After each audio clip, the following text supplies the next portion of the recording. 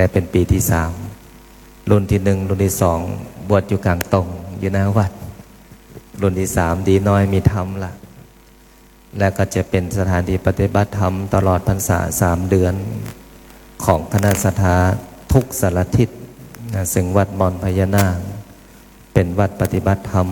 และเน้นกรรมฐานเป็นหลักส่วนองค์พญานาคที่รอบภูเขานั่นเป็นที่พักมีห้องนอน111ห้อง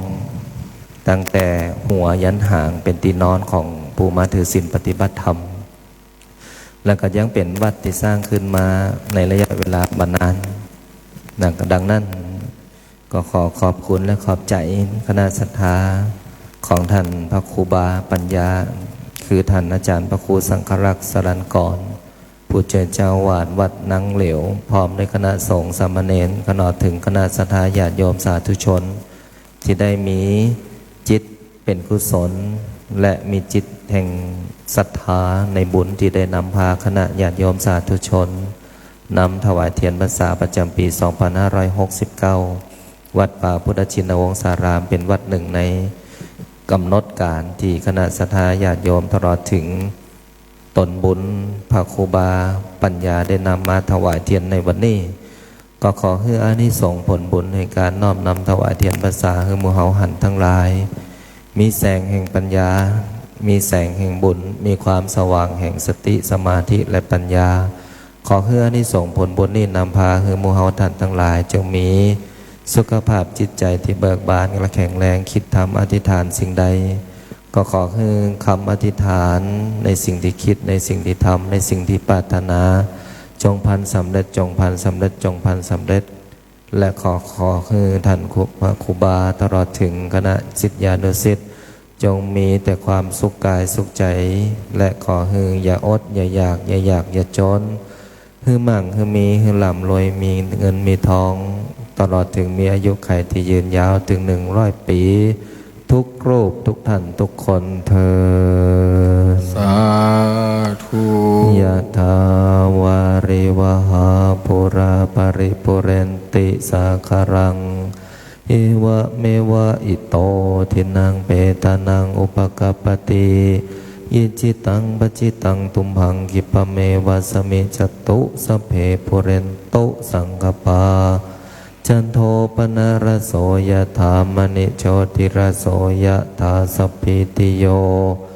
วิวัจจันโตสัพพโลกโควินาสันตุมาเตภวัตวันตรายโยสุขีติขายุโกภวะอภิวาทนาสีริสะนิจังบุทธาปัจจายโนจันตาโลธรรมาวัฏันติอายุวันโนสุขังพรังชัยสิทธิธานังระพังโสติภกยังสุขังพลังสิริอายุจวันโนเจ้าโภคังวุติจยสวาสตวสาจะอายุจะชีวสิทธิภวันตุเตสัมภพุทธานุภาเวนะสัพพธัมมานุภาเวนะสัพพสังฆานุภาเวนะสัทธาโสติภวันตุเต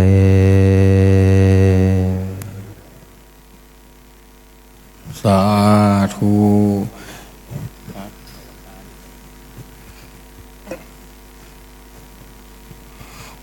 วันตามิพันเตสัพพังอะปะลาทังขมะทะเมพันเตมยากัตตังบุญยังสามินาอนุโมทิตาพังสามินากัตตังบุญยังไมหังทาตาพังสาธุสาธุอนุโมทามิ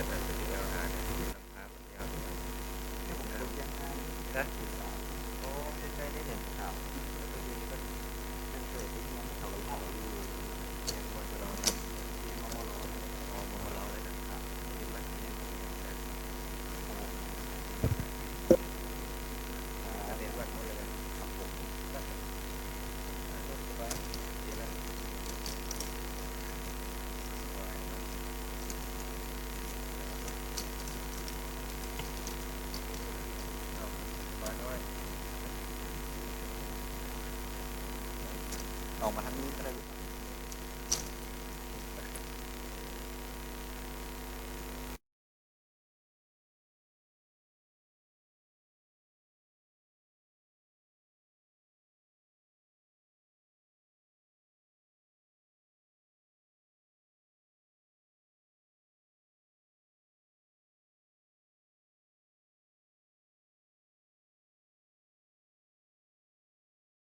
โยมลุกขึ้นมาทางด้านหน้านะมารับของที่ระลึกด้วยกันเสร็จแล้วนะให้ขึ้นด้านหลังถ้ำนะโยมนะถ้ายังไม่กลับนะครับ ขึ้นด้านหลังขึ้นไปชมไปขอพรกับองค์หลวงพ่อสมปรารถนาก่อนนะคุณโยมอันนี้วัดนางเหลียวนะอำเภอสันทรายนะจังหวัดเชียงใหม่นะครับ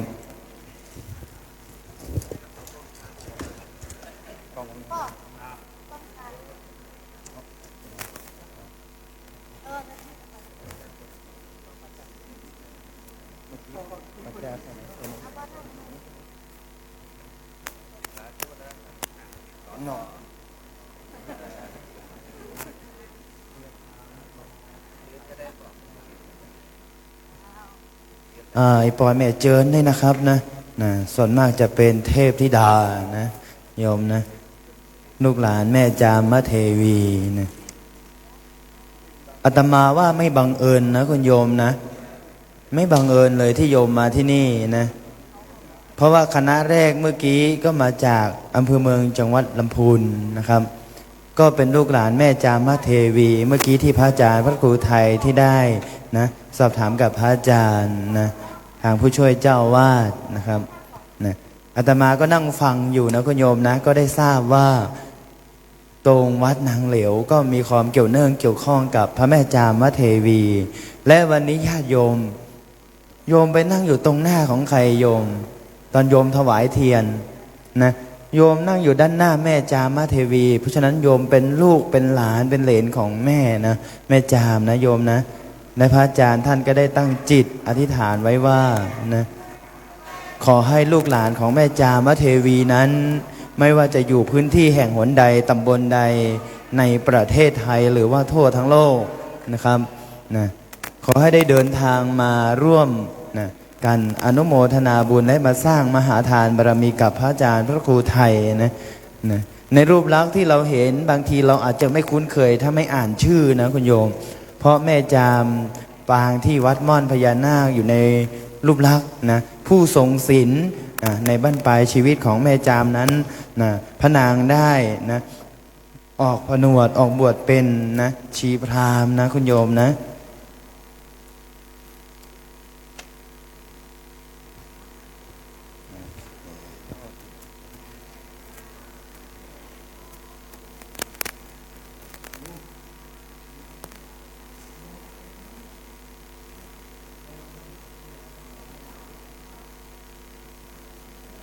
ญาติโยมขึ้นไปเที่ยวข้างบนกันหรือยังโยมยืนขึ้นก็ได้โยมไม่ต้องนั่งยืนเลยนะเดี๋ยวถ้าคนตั้งหน้านี่อายุยังน้อยนะนั่งได้แต่คนข้างหลังนี่โยมต้องหันหลังดูคนข้างหลังด้วยนะบางทีคนข้างหลังนั่งลงปุ๊บลุกไม่ได้นะโยมนะเพราะว่าเขาไม่เอื้อมหน่วยนะครับนะยืนรับได้โยมอนุญาตนะครับนะเพื่อความรวดเร็วของพวกเราด้วยนะวันนี้มากันทั้งหมดกี่คนโยมลำพูนมา80เราก็80แล้วก็รถตู้8คันเหมือนกันโยมว่าบังเอิญไหมหรือว่านัดกันไว้ไม่ได้นัดแต่มา80เหมือนกันแล้วก็มารถตู้8คันเหมือนกัน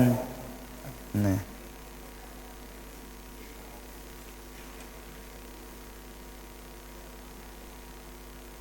วันนี้พระอาจารย์ก็มอบให้นะโยมนะ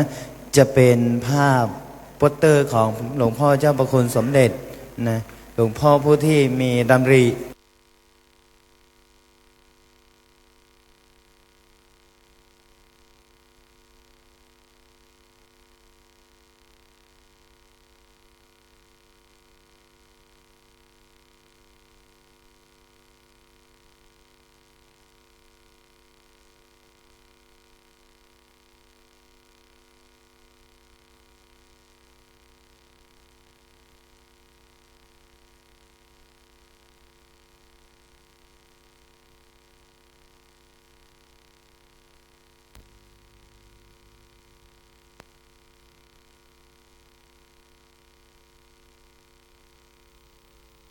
ช่น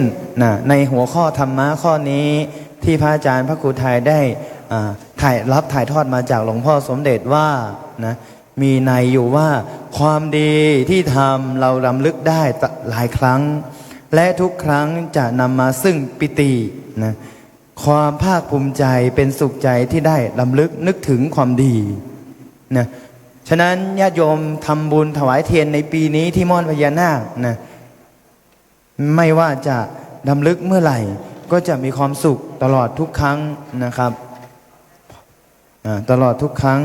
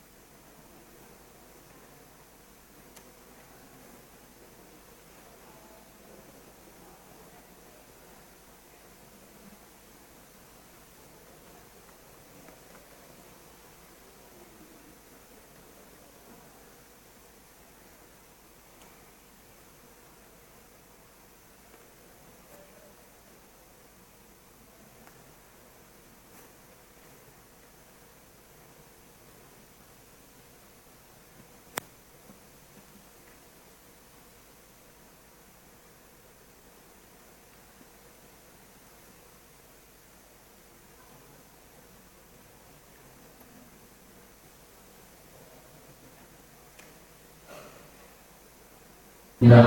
โมพุทธายะพระพุทธไตรรัตนญาณมณีนพรัตน์ศีสาหัสสะสุธัมมาพุทโธธัมโมสังโฆยะถาพุทโธนะพุทธบูชาธัมมบูชาสังฆบูชาอาทิตานังวารังวันตังสีวาลีจามหาเถรังอาหังวันทามิตุระโตอาหังวันทามิกาตุโยตาหังวันทามิสัพพโสพุทธธัมมัสสังฆังปูเชมิ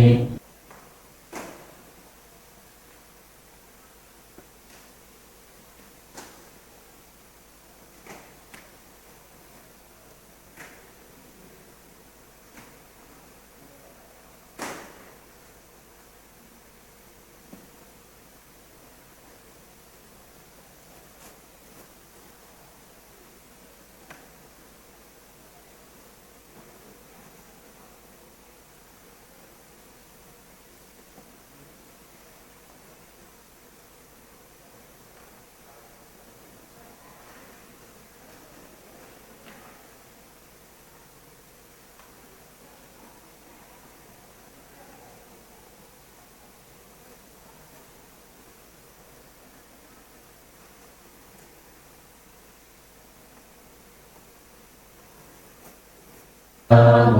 พุทธายะพระพุทธไตรรัตนญาณมณีนพรัตน์ศีสาหัสสะสุธัมมาพุทโธธัมโมสังโฆยะถาพุทโธนะพุทธบูชาธัมมบูชาสังฆบูชาอาทิตานังวารังวันตังสีวาลีจามหาเถรังอาหังวันทามิตุระโตอาหังวันทามิกาตุโยต ตาหังวันทามิสัพพโสพุทธธัมมาสังฆาปูเชมินะโมพุทธายะพระพุทธ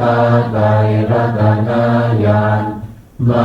ณีนพรัตน์ศีสาหัสสะสุธัมมาพุทโธธัมโมสังโฆ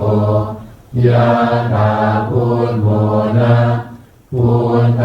บูชาธัมมบูชาสังฆบูชาอาทิตานังวารังวันตังสีวาลีจมหาเถรังอาหังวันทามิตุระโตอาหังวันทามิกาตุโยตาหังวันทามิสัพพโสพุทธธัมมาสังฆาปูเชมินะโมพุทธายะพระพุทธไตรรัตนญาณมณีนพรัตน์ศีสาหัสสะสุธัมมาพุทโธธัมโมสังโฆยะถาพุทโธนะพุทธบูชาธัมมบูชาสังฆบูชาอาทิตานังวารังวันตังสีวาลีจมหาเถรังอาหังวันทามิตุระโตอาหังวันทามิกาตุโยตาหังวันทามิสัพพโสพุทธธัมมาสังฆาปูเชมินะโมพุทธายะพระพุทธไตรรัตนญาณ